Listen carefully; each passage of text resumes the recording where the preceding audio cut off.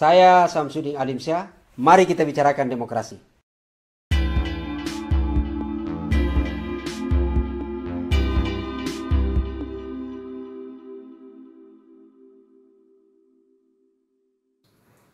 sobat sekalian, Assalamualaikum warahmatullahi wabarakatuh. Alhamdulillah, terima kasih kembali terus join bersama kami di channel Ustadz Demokrasi. Ini adalah channel kita semua, sebuah channel yang selalu berusaha menyajikan isu-isu yang paling aktual, tentu dengan analisa yang cukup tajam. Satu hal yang selalu saya sebutkan dalam channel ini adalah bahwa prinsip dasar selalu menghargai perbedaan. Bahkan perbedaan adalah sebuah rahmat. Setidak-tidaknya memperkaya hasanah pemikiran kita semua. Karena ada satu keyakinan bahwa dalam satu konteks, satu persoalan tentu ada banyak perspektif. Yang menjadi penting adalah niat kita menganalisa, mengadvokasi satu persoalan adalah karena niatnya clear untuk kebaikan bersama, untuk kebaikan negeri ini. Karena ketahuilah, negara ini dibuat konsensusnya adalah untuk kesejahteraan bersama.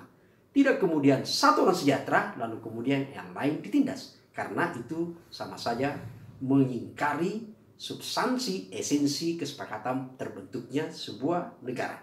Sobat sekalian, pada edisi kali ini adalah kami akan mengajak untuk kita semua join dalam sebuah program yang sangat spesial, yaitu adalah ngaji demokrasi untuk negeri. Dalam konteks yang jauh lebih besar adalah tema yang kami akan ajukan untuk dibahas dalam ngaji untuk negeri kali ini adalah ngaji demokrasi untuk negeri, yaitu adalah berkaitan pada pemilu untuk kesejahteraan. Saya menyadari betul bahwa ketika mengangkat tema ini berkaitan pemilu untuk kesejahteraan, banyak orang yang menjadi skeptis, pesimis, dan rada bertanya, apa iya betul akan ada pemilu untuk kesejahteraan? Jangan-jangan pemilu itu adalah kesejahteraan untuk elit dan kemudian rakyat dilupakan. Persepsi itu tentu semuanya tidak salah. Karena mereka melihat pada fakta atau realita apa yang senyatanya mereka selama ini alami. Apalagi kemudian kalau kita melihat fenomena di mana institusi negara kita sekarang ini masih lebih banyak kemudian diterpa dengan kasus korupsi. Lembaga wakil rakyat misalnya gitu ya, yang bernama DPR atau DPRD. Dalam sebuah survei persepsi publik yang dilakukan oleh Transparansi Internasional, justru lembaga yang kita nobatkan sebagai lembaga untuk melakukan perimbangan check and balance kepada pemerintahan sebagai lembaga pengawas yang justru menjadi ironi adalah karena diposisikan sebagai lembaga terkorup. Bukan di Indonesia saja, tapi berada pada Asia. Ini adalah sesuatu yang memang sangat ironi. Dan tentu ini karena adalah penilaian berangkat yang apa yang dialami sekali lagi adalah ini adalah penilaian publik, penilaian masyarakat yang mereka alami, yang mereka rasakan, dan yang mereka lihat pada konteks sekarang ini. Kita tidak bisa kemudian berdebat bahwa itu adalah penilaian masyarakat, penilaian survei saja, karena itu adalah realitas. Masyarakat adalah yang menilai apa yang terjadi pada konteks pemerintahan sekarang ini. Sekali lagi, saya menyadari betul bahwa ketika pertama kami mencoba menawarkan, pasti akan banyak publik yang menilai apakah benar kemudian pemilu itu akan melahirkan kesejahteraan. Tapi dalam konteks lain saya ingin menyatakan bahwa kalau kita bicara konstitusi, mandatnya gitu ya, tujuan dilakukan pemilu adalah sesungguhnya untuk kesejahteraan. Pemilu tidak kemudian hanya diposisikan atau pemilu tidak boleh kita posisikan sebagai ini hanya sekedar ritual belaka. Atau kalau kita tarik ke Indonesia, maka ini adalah ritual 5 tahunan. Yang kemudian kita posisikan seolah bagi-bagi kesempatan kepada orang tertentu yang bernasib baik, tiba-tiba gitu ya, memiliki kesempatan untuk menjadi pemimpin, menjadi wakil rakyat, atau dalam posisi apapun di negara ini. Dan yang menjadi lebih parah kalau kemudian pemilu kita biarkan dibajak oleh orang-orang tertentu, orang-orang yang haus kekuasaan. Yang itu kemudian akhirnya yang terjadi sekali lagi adalah pemilu tidak hanya sekadar formalitas, tapi kemudian menjadi alat bagi orang-orang yang sengaja membajak negeri ini. Yang orang biasa secara sederhana mencoba memberikan tafsiran bangunan yang disebut oligarki politik yang bersekutu dengan koncoisme atau cukup pemodal dalam pemilu. Sobat sekalian, kalau itu terjadi, maka apa yang saya sebutkan tadi persepsi negatif publik, sikap pesimis di publik itu akan kemudian terus terbangun. Tapi yang akan kita bahas dalam edisi kali ini adalah kita berharap bagaimana kemudian persepsi pesimis masyarakat itu kemudian berbalik menjadi sebuah bangunan optimisme. Karena bagaimanapun juga sekali lagi, negara ini dibangun untuk kesejahteraan bersama. Bukan 1-2 orang sejahtera, lalu kemudian yang lain tertindas. Dan kita memilih adalah, sistemnya adalah melalui pemilu. Ingat, dalam sebuah negara yang memilih sistem pemerintahannya demokratis, maka jalur untuk menentukan pilihan mekanisme untuk menentukan pemimpinnya adalah itu melalui namanya proses referendum, yaitu adalah pemilu. Pemilu itu adalah referendum di mana hak publik, hak masyarakat untuk menentukan siapa pemimpin kami, siapa wakil kami untuk memikirkan kami ke depannya, sekali lagi sebagai bagian dari negara yang secara bersama menjadi sejahtera. Dan sobat sekalian, kalau kita lihat dalam konteks itu sebenarnya adalah, maka Indonesia adalah negara yang memilih sebagai, yang sudah mendeklarasikan dirinya sebagai negara demokratis, terlepas perdebatan bahwa demokrasi sekarang kita agak mundur gitu ya. Tapi sekali lagi, sebagai negara yang mendeklarasikan dirinya sebagai negara yang memilih sistem pemerintahnya demokratis, maka pemilu adalah sebuah mekanisme untuk mencari pemimpin yang ideal, yang akan melahirkan kebijakan-kebijakan yang lebih peduli kepada masyarakatnya. Sehingga pesta pemilu itu dilakukan dalam 5 tahun sebagai bagian dari proses upaya evaluasi pemerintahan, gitu ya. Itu dilakukan. Dan Indonesia sendiri sebenarnya sejak merdeka di tahun 1945, kalau kita hitung-hitung sebenarnya adalah kita ini sudah melakukan yang namanya pesta pemilu. Itu sebanyak 12 kali. Setidak-tidaknya kita mulai misalnya pada tahun 1955 gitu ya. Lalu kemudian 1971, jadi 5 tahun lagi gitu ya.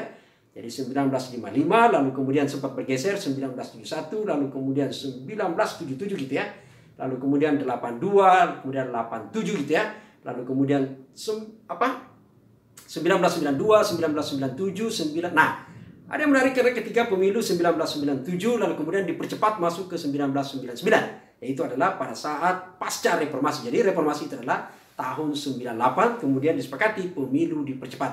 Lalu kemudian kita pemilu di tahun 99 dengan sistem pada saat itu adalah di mana multi partai gitu ya dilakukan. Kemudian masuk 2004, 2009, 2014, 2019. Semua ini kita akan bahas nanti pada edisi berikutnya apa perbedaan sistem pemilu di masing-masing dari tahun ke tahun gitu ya. Tapi paling tidak kita sudah 12 kali melakukan pemilu.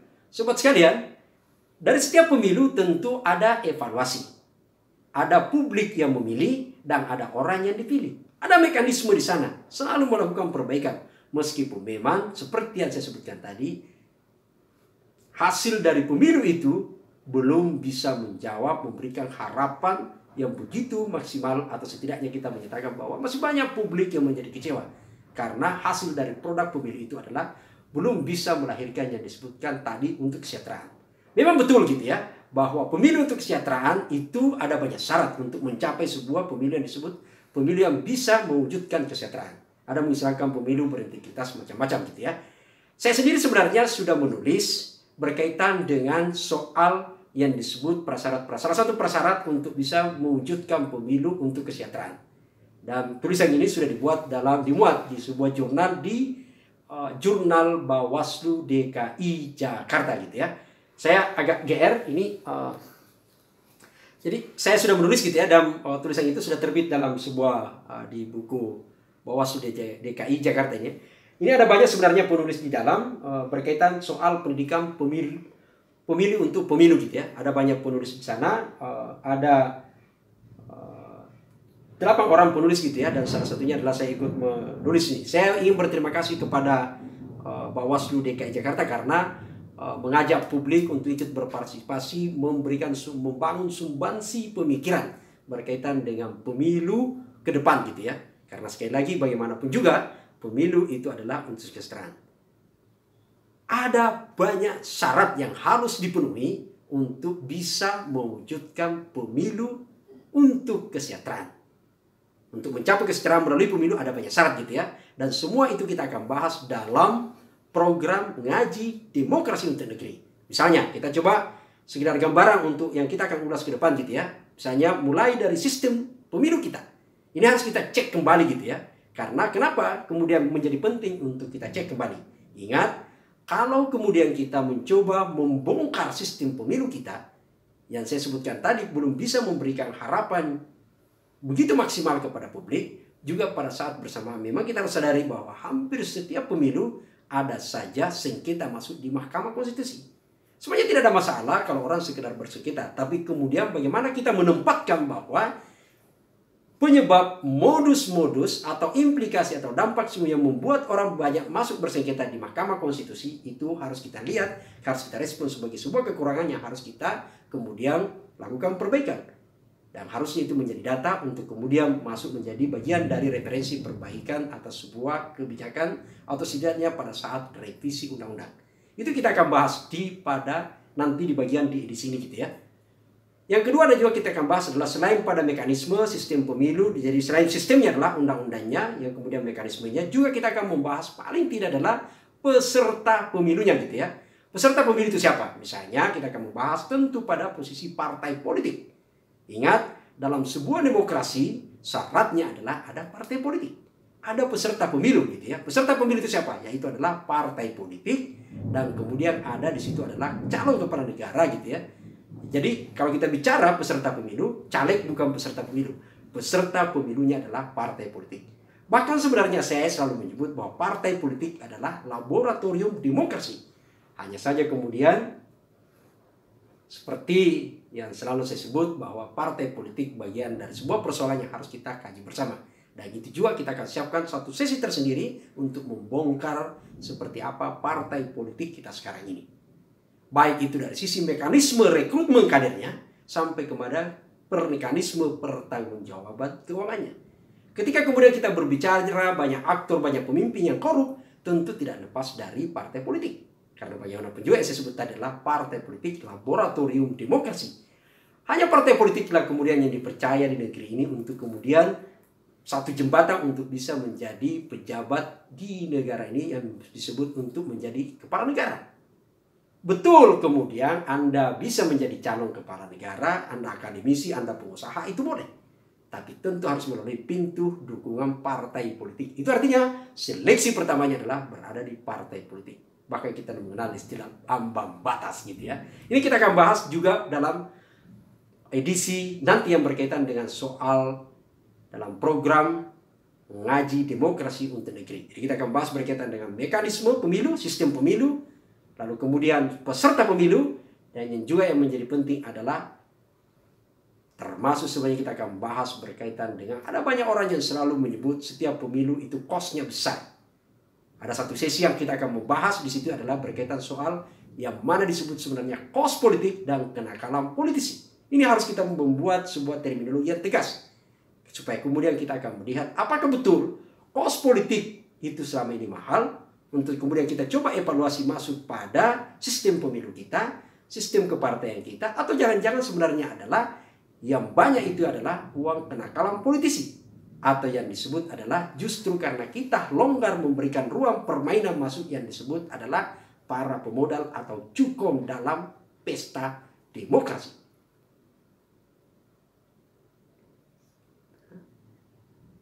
Itu yang kita akan bahas gitu ya. Yang lain juga adalah kita akan bahas jadi satu berkaitan dengan mekanisme kepartaian lalu kemudian cukup, dan juga yang lain adalah kita akan bahas berkaitan dengan pemilih. Ingat, investasi jangka panjang dalam sebuah demokrasi sebenarnya adalah pemilih yang kritis.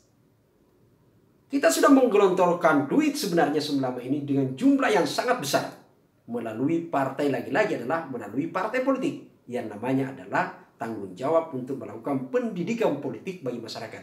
Akan menjadi ironi kalau kemudian para politisi kita kemudian menyalahkan publik, menyalahkan pemilih selama ini dipandang sebagai sosok pemilih yang pragmatis.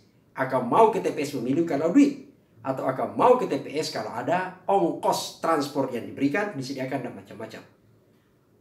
Para politisi kita tidak sadar bahwa sebenarnya justru selama ini tanggung jawab untuk memberikan pendidikan politik kepada masyarakat kita menjadi pemilih yang kritis adalah tanggung jawab pada partai politik. Dan anggaran negara untuk memberikan pendidikan politik sudah ada di partai politik.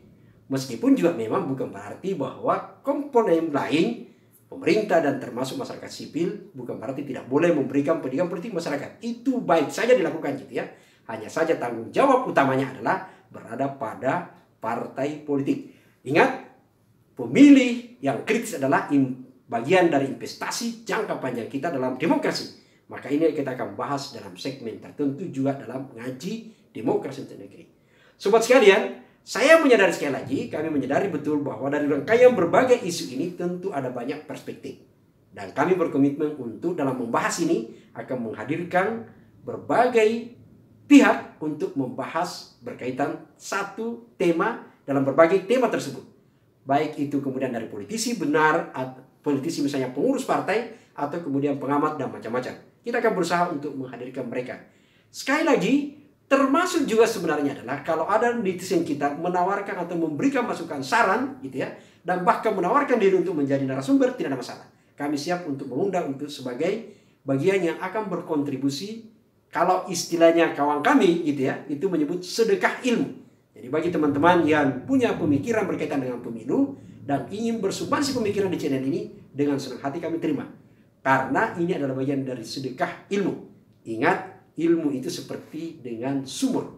Semakin ditimba airnya, semakin digunakan airnya orang lain, maka mata air itu semakin akan lancar mengalirkan air. Begitulah ilmu. Kita tidak boleh kikir. Dan ingat, semakin kita berkontribusi untuk kebaikan negeri ini, maka negeri kita semakin kuat. Kita akan jumpa sekali lagi pada edisi program spesial Ngaji untuk Negeri yang kita akan mulai pada Sabtu depan. Kita akan melakukan setiap hari Sabtu untuk program khusus spesial Ngaji Demokrasi untuk Negeri yang dibingkai dalam program besar yang namanya adalah Pemilu untuk Kesejahteraan.